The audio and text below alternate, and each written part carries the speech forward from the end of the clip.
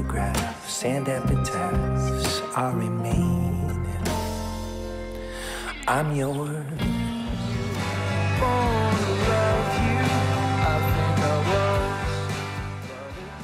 And that's a little tiny bit of Ontarians.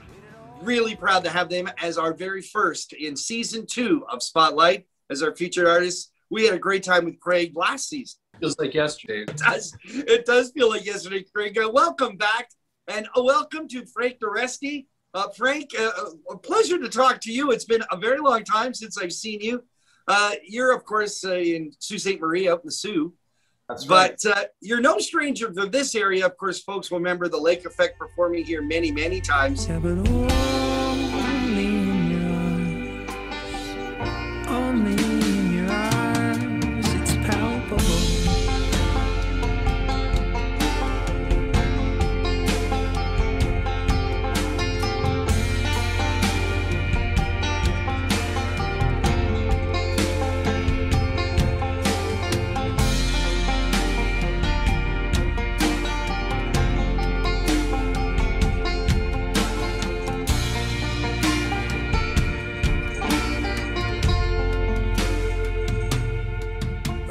Great to have you joining us on this project as well.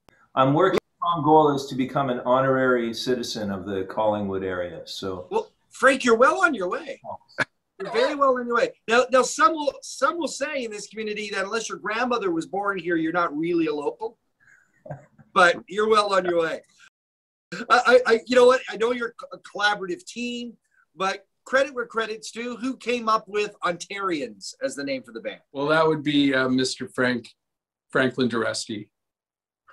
Frank Deresti came up with that name. And I got to be honest, I wasn't sold on the name. It was kind of like he was talking to me while I was doing something. It kind of hit me in the shoulder, and I went, we'll put that one in the bank. What made you come up with that one, Frank? I don't know. I think I just, I don't remember, like, you know, there was no great epiphany or anything like that.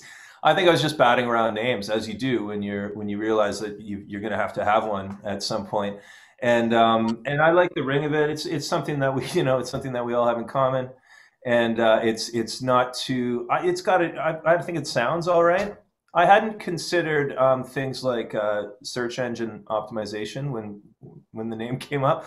So we'll keep working on that.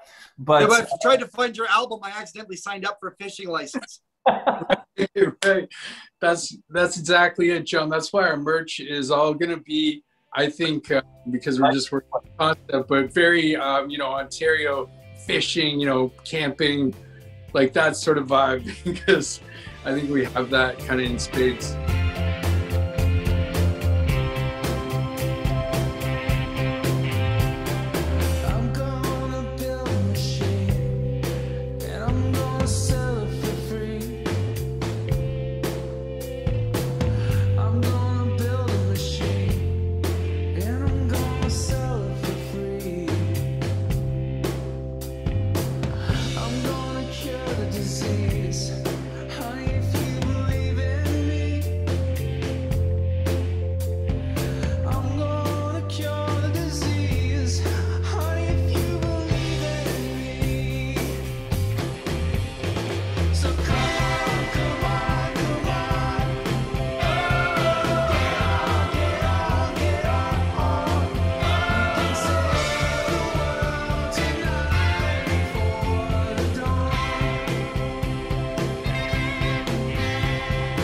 Now let's talk about Geography, a band called Ontarians.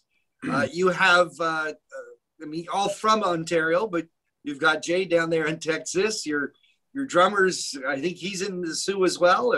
Well, yeah. Yeah, and you're in the Sioux. Craig's still here. Doesn't that make that geographically difficult to be a band? Or has technology changed that? Well, John, you are a bright man, and yes, it does make it very difficult. In fact, Ontarians we're an unproven band as far as we're concerned. We've never played a live show together. This could all be hype. Let's be honest about this. Is some hype. In a normal world, we'd be out touring. We'd probably have done our first tour by now because the record came out in mid-March. So yeah, we're kind of chomping at the bit to get out there and prove ourselves as a live band. The pandemic has made us all adapt and just kind of, you know, set our sights on whatever happens with the intent that we're going to go out and play shows. And we've got a new record in the works already, and we're really looking forward to what's ahead. Frank, you guys have been asked this 1,000 times, but I have to ask it. Both you and Craig and the other guys in the band had music careers outside of this and still do. What brought you together to do this in the middle of a global pandemic? Well, we started doing this before the pandemic, before we had even heard of their, you know, we didn't even know that there was a pandemic in the works. Had we only known at the time. Yeah, we may have worked quicker. But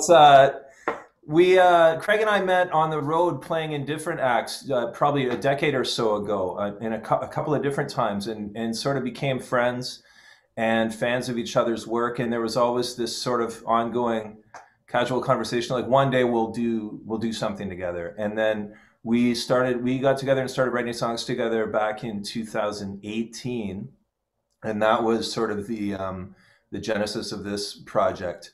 And so when the pandemic hit, we were basically just kind of wrapping everything up for this first record. Before we get into the new record and the Ontarians and what the future holds, let's talk a little bit about the past, just to give us a bit of perspective, maybe a little bit of remembering of what we've heard from you guys. Frank, you had the Lake Effect for many years. I'm gonna get it done, yeah, this time. Ba, ba, ba, ba, ba, ba. Wake up in the morning. Is that still an ongoing band? Do you still work with many of those guys? Oh yeah, for sure. Within and without the Lake Effect, I'm still involved with all of those guys in a bunch of different capacities musically, for sure. Usually when they put someone's name in front of the band, it means that person's probably pulling the strings or making the calls. Is it different when you're a part of a more of a collaborative thing? I mean, although not to say that Lake Effect wasn't collaborative, but your name's not in front. You're kind of one of the guys. Right, yeah, absolutely. That was a very deliberate decision by Craig and I early on, that this was to be a collaborative project.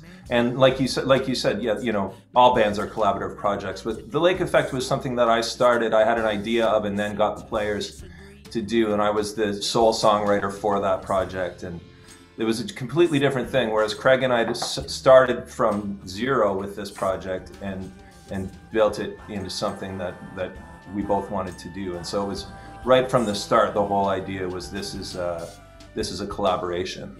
And let's see where it goes.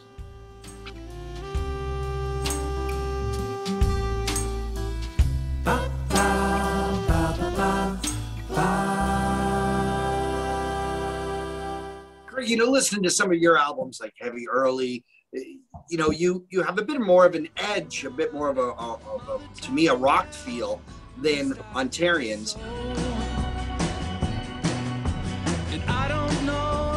Judgment Day, but I know we're slowly on our way. So I propose that we raise a toast to the devil and the Holy Ghost.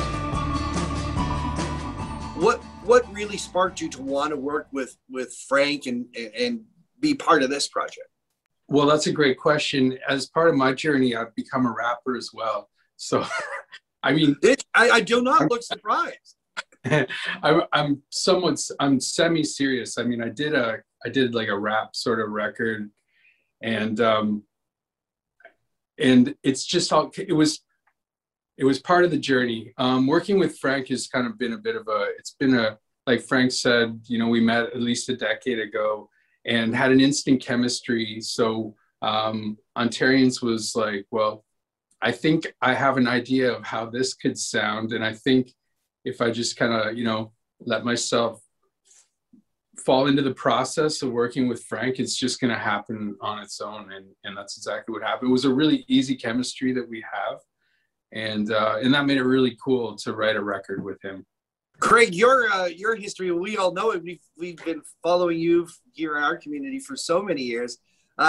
You've also taken on quite a role as a producer, and that's been sort of a big deal. Was it tough for you to step back from producing like Craig Smith album to going, I'm one of the guys in Ontario?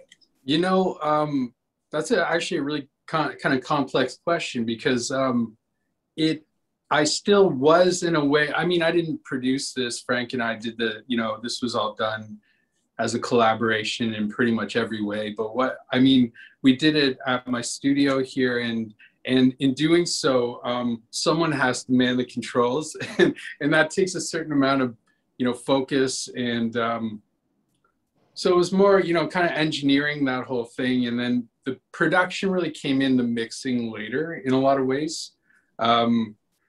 Which was, I'd do mixes and bounce them down and send them to Frank, because we all live quite far apart. So that's always been logistically an issue.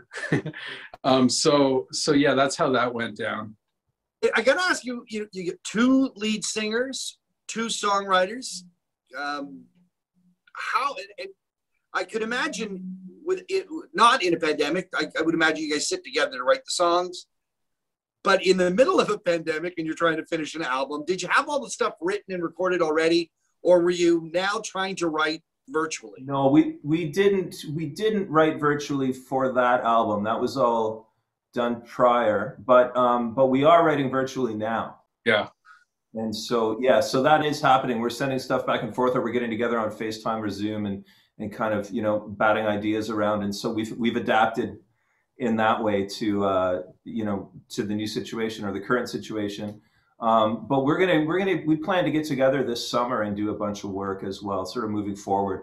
But yeah, for the last year it's all been online, but thankfully we had all of the songs written and recorded prior to being shut down. So when you're looking at the Lake Effect catalog, instrumentation is always, I've always found it interesting to see what else are they going to try this time. Everyone we never met knows something that we'll never know. And maybe there's a heaven, we find it when it's ready to show. And can we be politic and reconcile the yeses and nos? Extraterrestrial friends of ours might be in the know. One thing I do know to be true: there's no one that can take the place of you.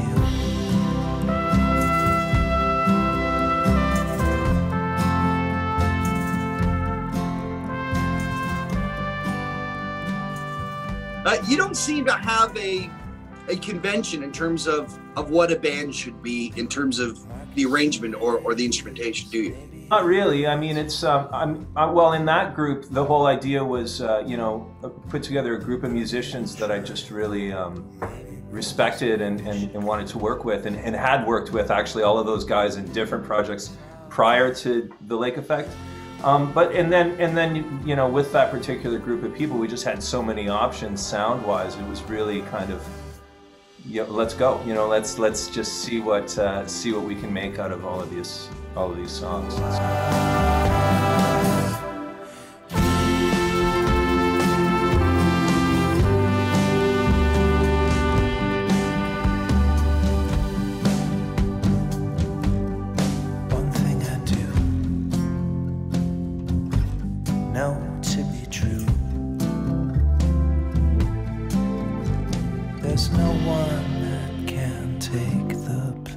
Of you. The name of the album is The Greatest Short Story Never Told. Is that a Craig Smith creation? You know what, John? I'm gonna have to hand this one back to Frank. Frank is very good at what a lot of times throughout the pandemic, what's happened is we will get on a FaceTime call, and they often last like 4 hours with multiple breaks in the middle. And all kinds of rich fertile material happens during those calls. They're not necessarily something we're planning to do, but it's like, hey, did you just say that? What did you just say? That sort of thing. So we both have just notes upon notes in our, on our computers of just this random sort of stuff, which really is amazing for writing songs. And Frank, just to come back to your question, Frank came up with that title. And again, I thought right away it was pretty cool, but I wasn't sold on it. But like Frank, he has this way of kind of working this viral thing into you where you wake up and go, greatest short story never told. That's kind of cool. Yeah. All right. The concept of the album in the days of the Spotify playlist or the iTunes playlist, many people think the album is dead. Yet you made a point of releasing an album and having a chance to listen to it through. Clearly, you've made some decisions on track placement. You really looked at the album as a piece of art. Is that important to you guys? And is that something you're going to continue? The first part, yes, it's important. Is that something we're going to continue? I mean, that's left to be seen, I think. It's a lot of work to make and put out an album, and there's a lot of good reasons to focus more on singles and things like that. And I think moving forward, that's something that we'll probably balance. I think probably the next thing that you hear from us will be more in the form of singles or EP or something like that.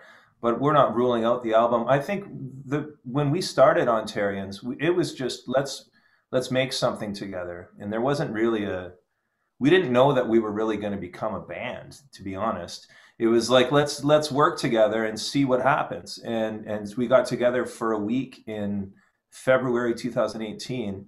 And by the end of that week, we had tracked 6 of the songs on that record, or at least, like the basic, the skeletons. And so, then it was like, okay, this is worth pursuing. And then there was a lot more work that happened after that. As it stands right now, I think we wanted, once that got rolling, it's like, okay, we're making an album. This is going to be an album that we enjoy. And now we're just writing songs and see what happens. But I'm excited to get out and tour this album and probably sprinkle in some new material from the next whatever. But in terms of, albums, I don't think the album is dead. I like listening to albums. But I get, the business, it's a different framework right now that we're all working in. And so I think there's a balancing act that has to be done there between what you think is your best medium for creative expression. In this case, I think our introduction to the world as a group was best suited to a full album. Like, let's put out a full album. We've got a lot of different sounds and things that we want to say. And then moving forward, I think it's just going to be, those decisions will be made along the way. The record is fantastic. I'm loving every single track of it. The 2 videos that you have out are outstanding. Even tracing back to some of your Lake Effect stuff, Frank, you were using video very cleverly, very interesting ways to present songs. Craig, I know that you shot some of your own videos on your iPhone. Well, there was one for the song God and the Devil that was done by myself. But I mean, it's the easiest way to get things done these days. It's, a little ingenuity and stick to it, you'll get a video done. Where did the concept come from? The video concept come from? Let's start with the song Time. Where did that come from, Frank? Well, actually, 𝘕𝑗𝑚𝑨𝑽𝑒𝑏 is the guy, another guy down in your area who put the whole video together. But by the time we were working on this video, we were all apart and we couldn't get together. We were into the pandemic by now. And so we all shot our own footage just where we were. I waited all night long to put a pen to page, and when I'm feeling strong, it goes away.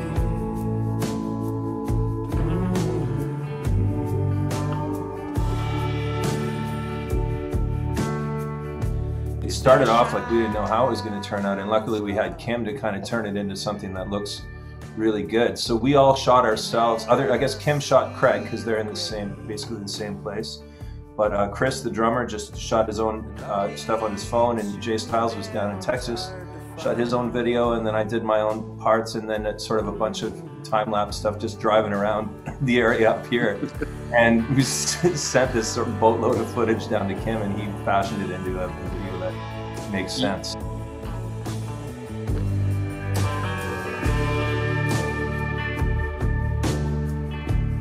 And if you take the time. Yeah, that was actually kind of interesting how that came about, because Kim and I, because we were, helping run a bar called 𝘙𝘂𝘁𝑵 Bar and Variety, which was a popular music venue here. And Kim and I really connected, and he's a veteran of Canadian music. He's a mover and shaker from back in the day, and we just really hit it off. And I played him demos or the original mixes for this record that eventually came out, and he said, "Oh man, I really love that. I want to do a video." And he's got a great history, great past of doing videos for Much Music and all kinds of commercial spots, stuff like that. So it's always great when someone steps up and says they want to do a video. It takes some of the pressure off us having to figure out what thematically we want to do. So, and he did a great job.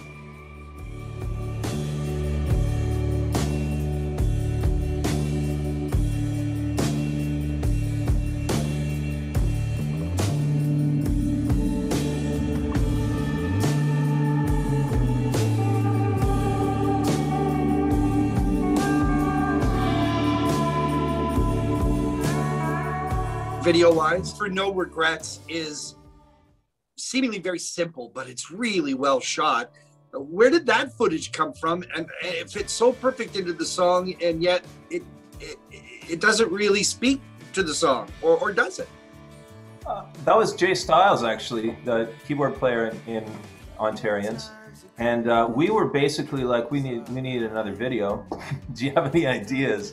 And he was like, yeah, for sure. And so he was going to shoot the video, and he had this whole idea with the bike and with Amy, his girlfriend, and everything. And then that was right when the big snowstorm hit down in Texas. And so then, that passed, and I was just kind of like, okay, well, we're going to have to come up with another idea for a video pretty quick. Then it sort of passed, and we were sort of like, hey, I'm glad you're okay. You still want to shoot that? You still want to do that video? And he was like, well, when is it due? I was like, we have about a week, And so he got that done. He turned that around really fast. And yeah, he shot it all himself, edited it and everything. And wow. Yeah. Burn my share of bridges, but I still have no regrets at all.